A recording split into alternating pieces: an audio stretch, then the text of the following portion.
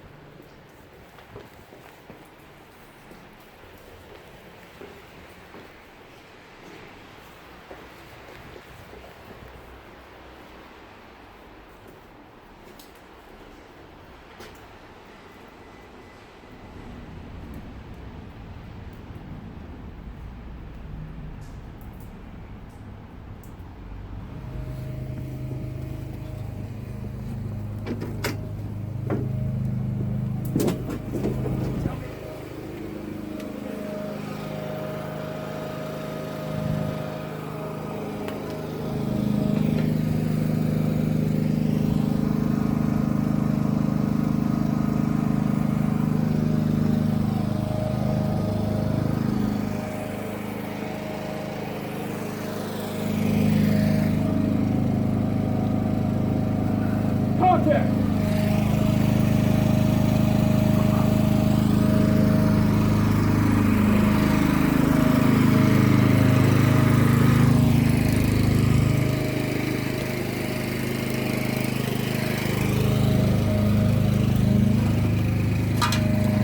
Clear.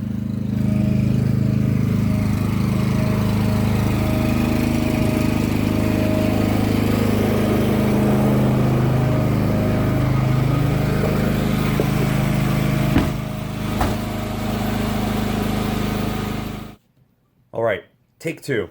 The EOTECH XPS2-2. First, real quick, can you tell if this is on? Looking at the front right now, it's really hard to tell if you can notice anything in there, right? Well, let me shut the lights off. Do you see anything in there now? Not really, unless you get at just the right angle, right about there. You see that little red dot? You have to be looking at it where basically the muzzle of the gun would be, looking slightly under it. So a very awkward situation, but yes, indeed, this scope is on. This is at about the middle brightness setting when it powers on. I think it's about 2 clicks up. If I do put this up to full brightness, I think it's setting number 20, it goes to, you're going to go blind if you look at this in anything other than direct sunlight. And again, with on full power setting, you can see that it obviously bleeds through. But you got to remember something. You're not going to use the max brightness setting on this unless you're looking at the sun. More than adequate for anything that you might require. Be careful with this, however, because the battery life at power level 12, which is what I believe it turns on at, is about 600 hours. Now, it's not too bad, I assume. One nice thing that EOTECH built in was an auto off at, I think it's programmed to 8 hours, and you can program it to about 4 hours, which, yes, I do highly recommend. It takes a single CR123 battery, which is pretty universal. Flashlights use it, sights use it. I have a couple lying around. If you're worried about battery life, throw an extra battery inside your bag and go shoot. Another nice thing about the reticle on this is it will start to flash when the battery is getting low. So when you turn it on, it'll blink a couple of times to let you know, hey, your battery is going to die soon. So that is a nice feature. 20 brightness settings, it goes from I can't see it to the naked eye even at night to you're going to go blind. So as far as how bright this thing is, it is extremely bright. More than you'll ever need.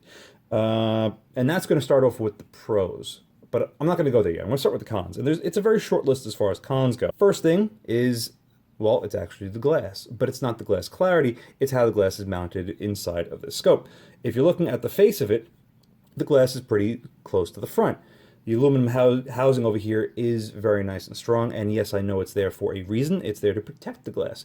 However, when you look at it at the back, the glass is quite recessed, about 3/4 of an inch to 5/8.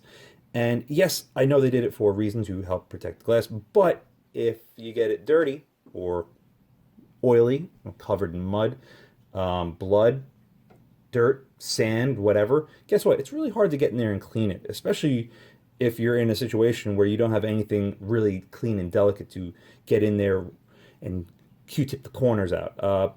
Bit of an issue. I can see that being, especially if your life depends on it and you're going through a very dirty environment. But you know what? The military's used this for a long time. I guess it's not really an issue. I'm just nitpicking. I have an issue with having dirty glass. And I don't know if you can, yeah, you can see it just a little bit. There are little spots in there still from when I did the rain shoot at the stairwell with this. It did get a little water on there, and I just said, you know what? I'm going to leave it. It doesn't really impede too much. And you know what? How does it really look with a little bit of water on the lens? Honestly, it didn't look bad at all. Continuing with the cons, well, what do I start with next? Probably the warranty. And I'm going to splash this in with another recommendation that people might consider instead of this scope. One sort of recommendation would be the Vortex UH1, their new holographic sight. Now, why would I pick that? Because the glass is fully exposed on the front and the rear, which again has its pros and cons of its own. Yes, I understand that, but if it gets dirty, it's much easier to just wipe that off. And you know what? I'll continue on the same round with that, and we'll go into price. Price is a bit of a con, I suppose, if you are not looking to spend about $500, which is about what this costs. Is about $464 currently on Amazon. Link in the description. Whereas the Vortex UH1 has been on sale for as low as $380 or thereabouts, and it's a lot of scope for the money. Not only that, but Vortex has a better warranty, unlimited lifetime guaranteed. You break it, you destroy it, something happens to it, it fails, they replace it, no questions asked. I believe EOTECH is about 10 years.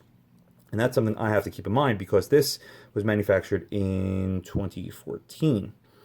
However, you got to keep in mind this is American made, which is one of the pros.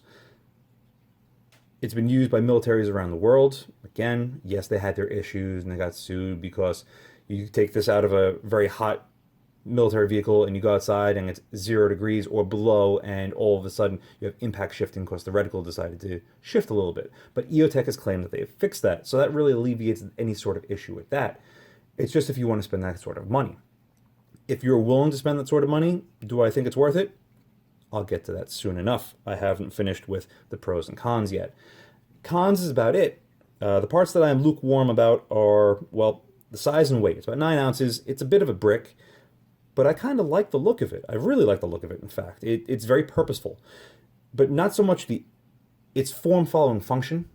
And the function is you have this beautiful, huge observation glass. Observation glass. What are we looking at? A friggin' tower? No, no. You have a beautiful piece of glass in there. That's another pro. But it's big. It's real big. And it's bright. It's clear. It's everything you want from a piece of glass in an optic. It's probably the second best thing in there besides the reticle. The glass is beautiful. It's very easy to look through. And it's very clear. No issues as far as changing brightness. No issues as far as distortion.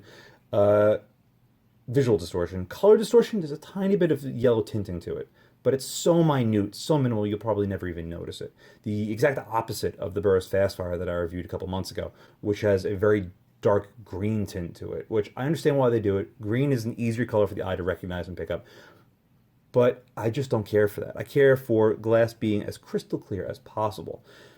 That's what this has. This has superb glass. And not to mention, the front of it is coated quite nicely as far as reflection goes. You're not really going to have this thing be a mirror in the daylight to alert everyone to your position or thereabouts.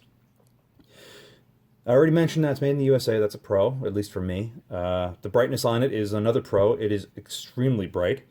The glass, perfect. But the best thing is probably, for me anyway, the reticle. It is the XPS2-2. So what that means is you get the 68 MOA ring with two 1 MOA dots in the middle, and they are superb.